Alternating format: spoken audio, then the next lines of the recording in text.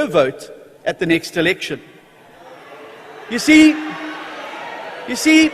she just couldn't stomach the idea of voting for the ANC after it had unleashed Jacob Zuma, state capture, and load shedding on her country.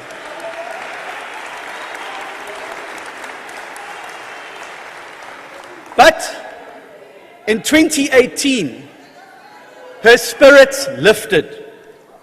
Tintswalo was delighted when the ANC ejected Zuma from the presidency in February of that year.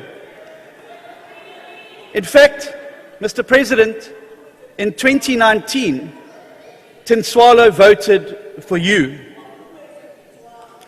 Like many others across the country, she did so for one reason, because she believed that you, Mr. President, would restore South Africa to the path it was on when she was a child. That you would rescue the South African dream. But tragically, her hopes were shattered soon after. In the same year that Mr. Ramaphosa was elected, Tintswalo lost the first and only job she had, because the load-shedding crisis that he had promised to end shut down the factory where she worked. She was forced to move into a tin shack on the outskirts of the city, returning to the same life of poverty she thought she had left behind for good. And she has been unemployed ever since. In 2021, Tintswalo joined the growing group of South Africans who simply refused to vote.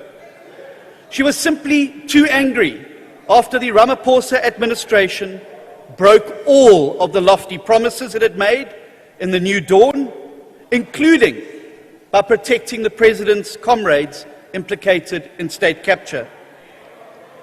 And sadly, things went from bad to much, much worse. In 2022, her father became one of the 75 people who are murdered every single day in South Africa. He was killed by a loan shark from whom he was forced to borrow money because the Transnet failure had shut down the transport job he had had since Tintswalo was a baby. For Tintswalo, it felt like her whole world had come crashing down. She'd lost her livelihood, she'd lost her home, and her father. Her South African dream lay in ruins. Yet, amid the darkest hour of her life, light entered when she gave birth to a daughter of her own. Called Sona, she was Tintswalo's greatest gift. This miracle of new life gave her a newfound determination to fight, to rescue her South African dream. You see, Tintswalo is done waiting for the ANC to change. She has accepted that it never, ever will. She acknowledges the opportunities she got as a young person, which her parents never had. But she now thinks about the future of her own family above all else. You see, Mr. President, like millions of other South Africans, Tintswalo cannot afford to live in the past.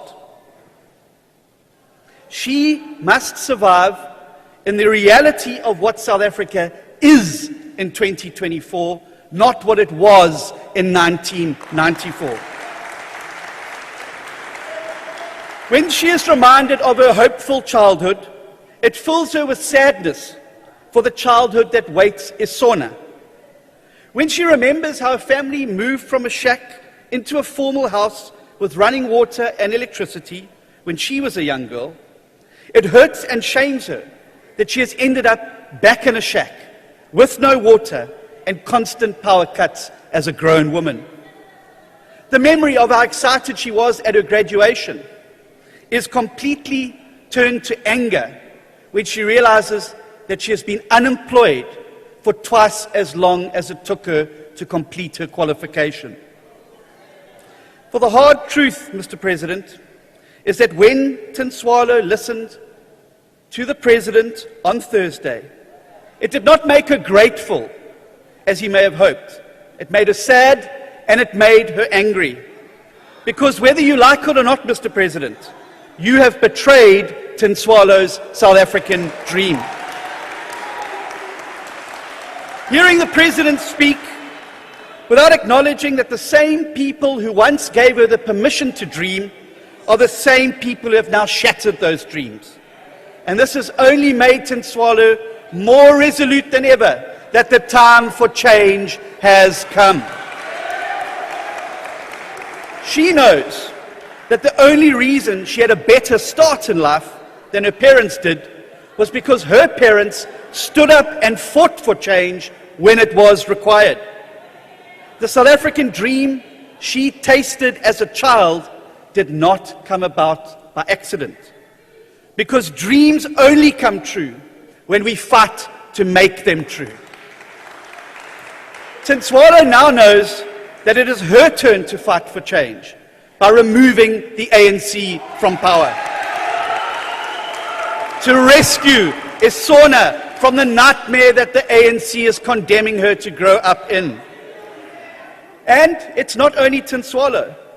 In Eldorado Park, Auntie Fatima is ready to fight to rescue her South African dream so that her children may be free from gangsters and drug lords. In Citrusdal, Farmer Johan is ready to fight to rescue his South African dream so that he can spare his children from the indignity of watching the fruits of their labor rot at the dockside of a failing port. In London, Sipho, the engineer, is ready to fight to rescue his South African dream so that his children can grow up in a country he had to leave in order to find opportunity, but which he still loves deeply. Watching the President stand at this podium and sing the praises of a country that no longer exists made all South Africans even more resolute than ever before that this is the year we must remove the ANC from power.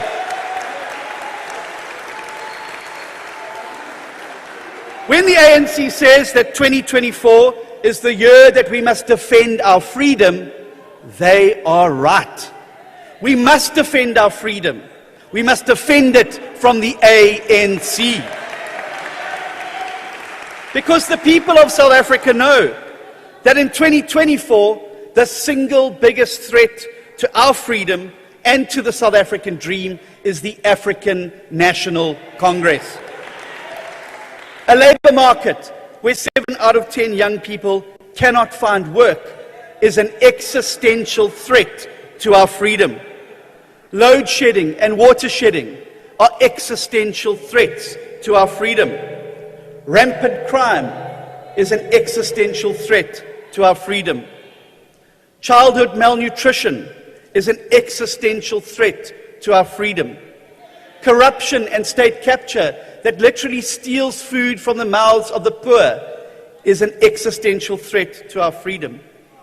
A president who protects and shields his deputy president despite Zuma-level allegations is an existential threat to our freedom.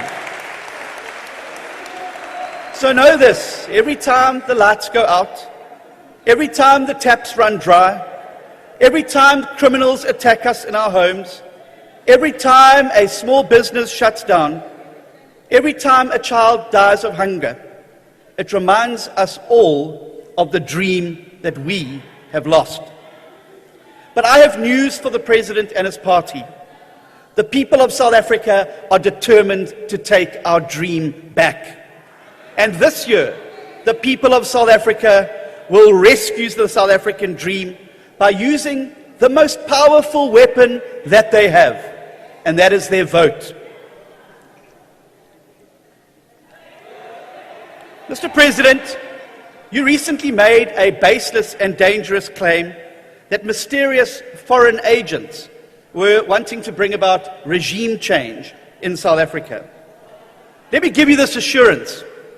What is coming your way in this election is not regime change by foreign actors.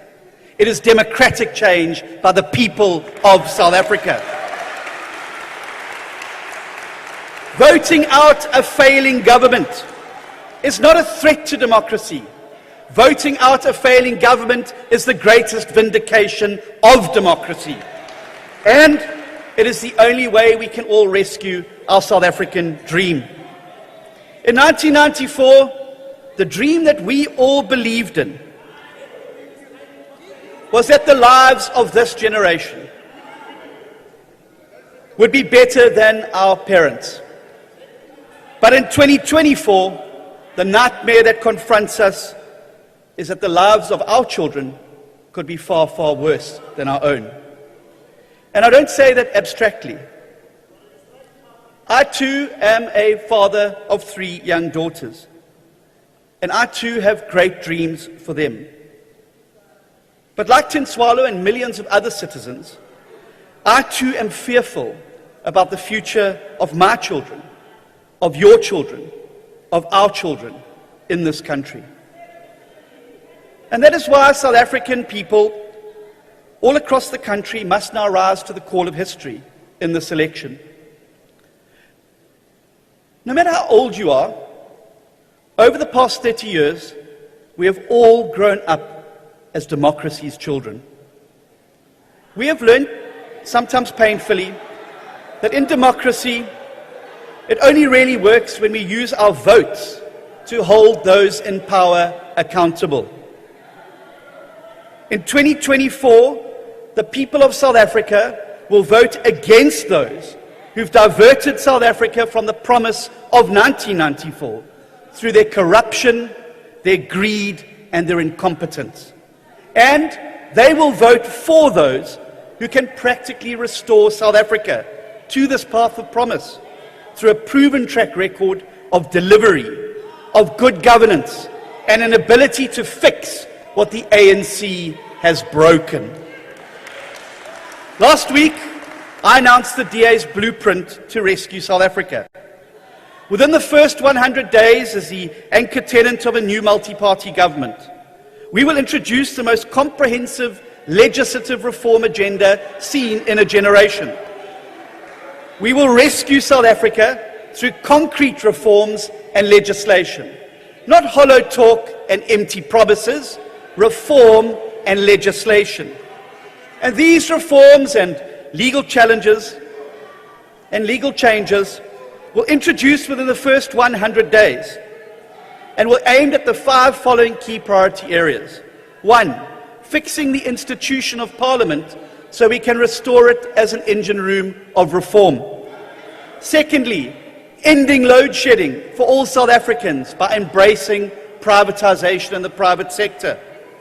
3, abolishing cadre deployment in favor of merit-based appointments and a capable state.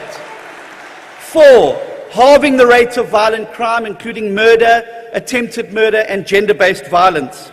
And 5thly, growing the economy while creating jobs and protecting social grants.